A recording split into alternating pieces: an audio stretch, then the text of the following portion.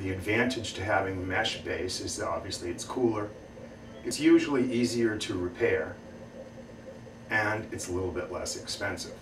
I usually reinforce the outsides of all of my units with polyurethane or silicone, depending upon the client's preferences. The polyurethane holds the edges ridges so that it holds its shape, and it gives me something to adhere or clip the hairpiece to the head with. Now, as you can see in this hairpiece, it's made from two different base materials. There's a polyester, which is the bulk of the unit, and then around the perimeter there's polyurethane, and polyurethane right down the area where the hair is going to part. This way, when someone's looking down on the person that's wearing the hair replacement, like if they're sitting down, it has a skin-like quality and a growth pattern. There is a whorl in the back of the head where the cowlick would be, and there is definite break where the part is supposed to be.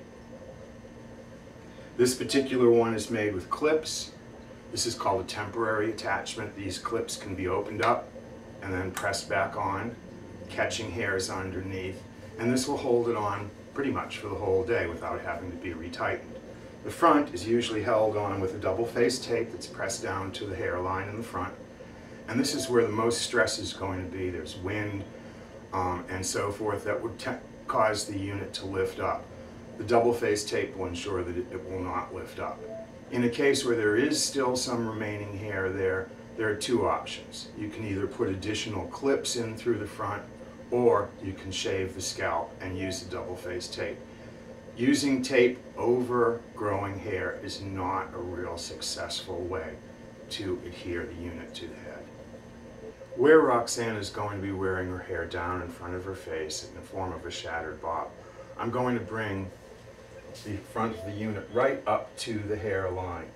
Then I'm going to bring it back on the crest of the roll so that I know that I'm going to get coverage on the sides of the unit. It's going to be right on the roll and then slant down as it comes to the back. This gives it a little bit more area to be covered here, just in case she should start to shed more. I know that with this price group I have 9 inches that I can go back. I usually try to use all of it. Now, while she's holding the contour analysis material in place and the unit has been stretched as far as it can, you're going to mark her hairline, where you want the perimeter of the unit to end, where the crown appears, and then indicate if you want a part or a break from whichever side up to that crown. When these markings are transferred to the insides of the mold, this is going to give the ventilator, that is the person that is tying the hair into the unit, the idea of where her part's going to be and in which direction to direct the knot so that it will flow away from the part and around this whorl that we call the crown. The contour analysis material is in place, and now we're going to put thin pieces of plaster strips soaked in warm water over the top of the material and mold it right to the head. You want to make sure that the plaster strip is extended beyond the hairline in the front, because this is going to make like a little cup or bowl that we're going to pour styrofoam in to make the form. Smooth the plaster down with your hands. It's a little messy, so make sure that she's wearing something that is not real expensive. Warn her ahead of time. And also, you don't want to be wearing really nice clothes when you do this either.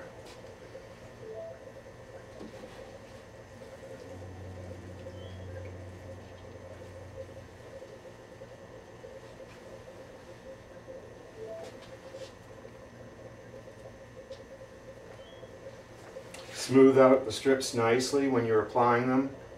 Fold them if you have to in order to achieve the contour that you need. The idea is to get the first layer, at least, as close as possible to the head, so you have an exact form of her scalp.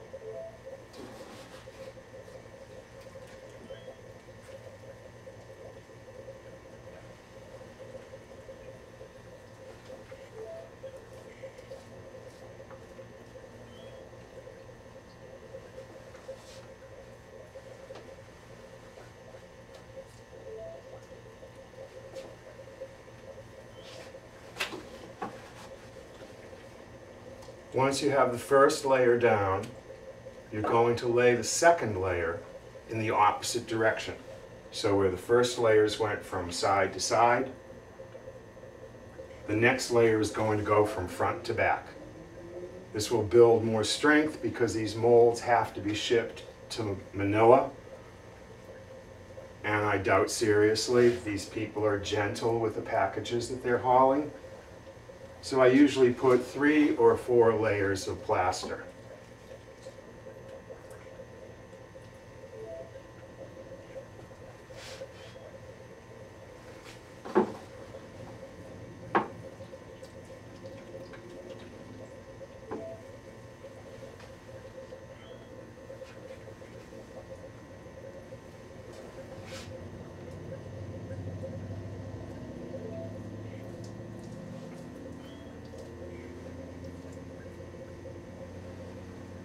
In between layers, I often blot with a towel by just placing a towel over the client's head and pressing the plaster into the head.